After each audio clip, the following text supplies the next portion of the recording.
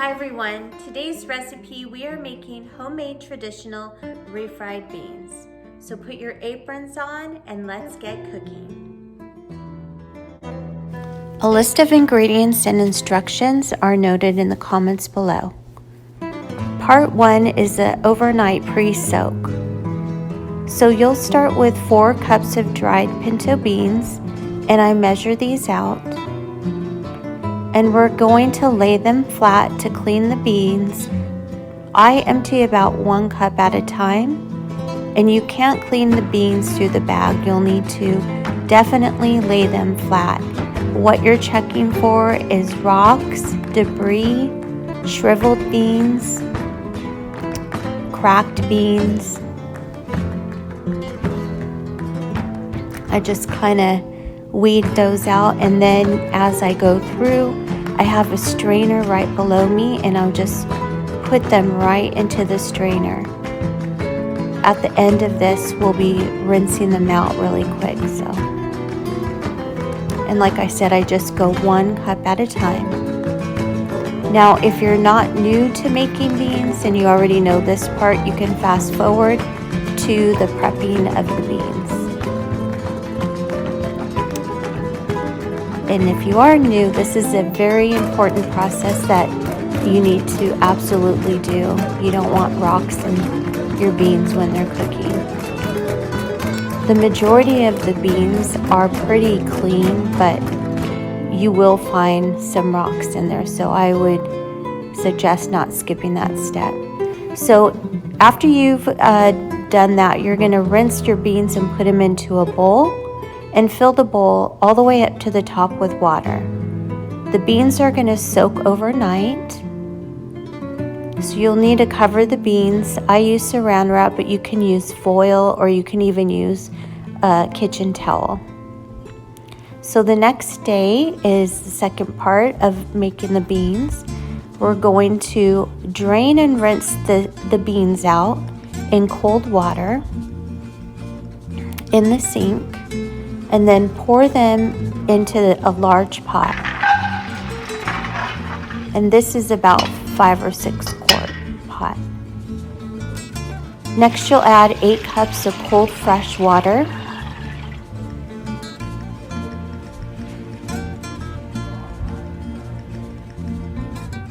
Two serrano peppers, which will not have any heat, it's just for flavor. 4 garlic cloves, whole and peeled.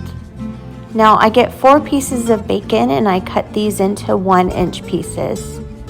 And I just fold it to make it easier and it chops quicker. 1 onion quartered, and you'll put the lid on and put it on medium heat for 1 hour. After the hour, we're going to add the seasoning. So right here, you'll notice they're halfway done. So I'm just stirring the beans around. And if you want to add a little bit more water, you can.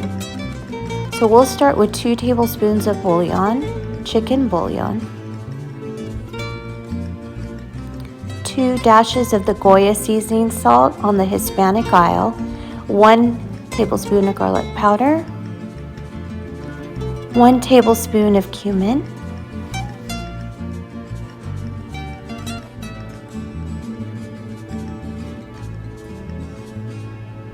1 tablespoon of chili powder,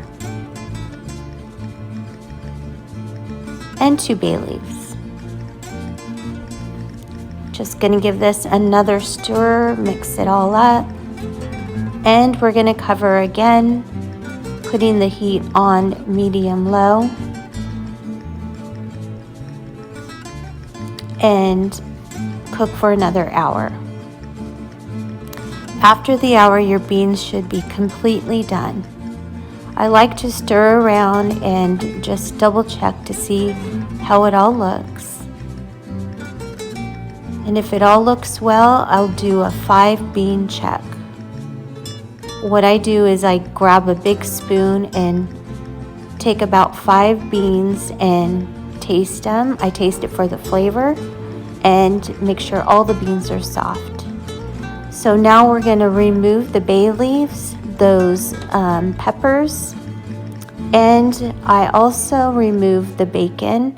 It gets like a weird texture to it after it cooks because a lot of it is bacon fat. So I don't like the texture of those and I remove them. I mean, it's up to you if you want to leave those in. I just feel like it's better without it. So, and this skimmer ladle really helps. You can get those on Amazon for like 10 bucks. Next, we're going to do the second process, which is refrying the beans. So we'll move this over, and in a skillet, I'm going to fry 4 pieces of bacon. And this is just to get that yummy bacon grease that we're going to refry the beans in. So you'll need to remove the bacon once these are fried. And you can crumble them up and save them to top them on a salad. Or maybe like when you serve your beans, you can pour them on the top. But it's up to you. I didn't like them on the beans. So next we're going to saute this onion. It's a quarter of an onion. I usually use a yellow onion, but I had red, so I'm using the red. The yellow onions are pretty sweet. You just need to fry this until it's translucent. So it's going to only take a few minutes to do. And then we'll start adding in our beans.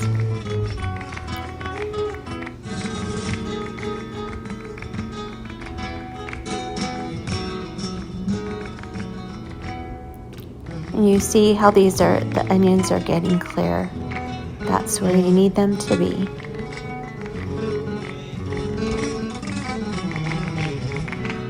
It really sweetens the onions up. So next I'm getting that ladle and just pouring the beans right in. There's hardly any juice using that ladle. And then I'll add a 1/4 cup of cheese on the top. You can use cheddar. This is Jack. You can use any type of cheese or no cheese at all. And then I'm adding more beans on top. I just do a little cheese to make it a little creamier, but again, it's optional. It's not necessary.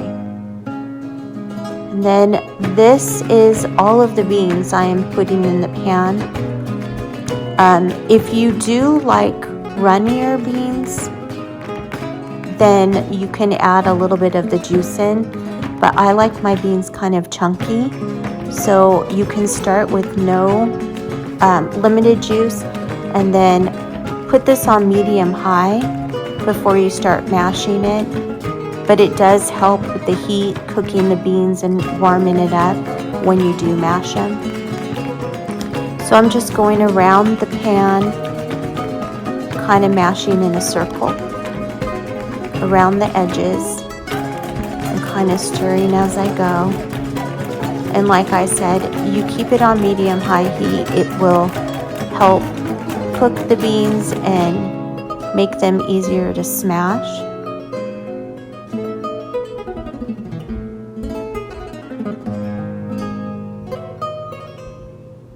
And then I just try to, check the thickness as I go. After I'm done mashing these, I will give it a good stir and just check to see if it needs a little bit more. Like I said, I do like my refried beans a little bit chunky. If you like yours a little bit more creamy, you can definitely use an immersion blender. It's those hand blenders. I would just do a couple punches inside of the beans to give it that creamier texture, but if not, just use this easy masher. And here I'm stirring it around, checking to see if I want to make these a little bit more creamier, and I usually will give it one more go around of mashing the beans.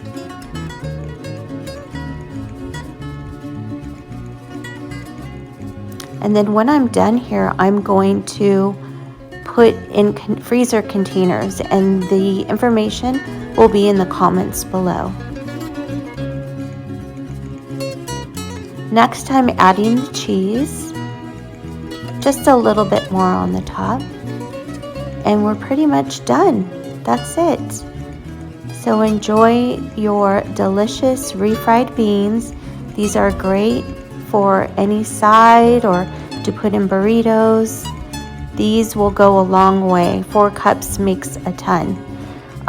What I do is I freeze these extra ones in a container. So I made a serving and then I poured the rest into these. And when we're ready to have another Mexican dish, I'll just take these out and defrost them. And I, again, will put those in the comments below.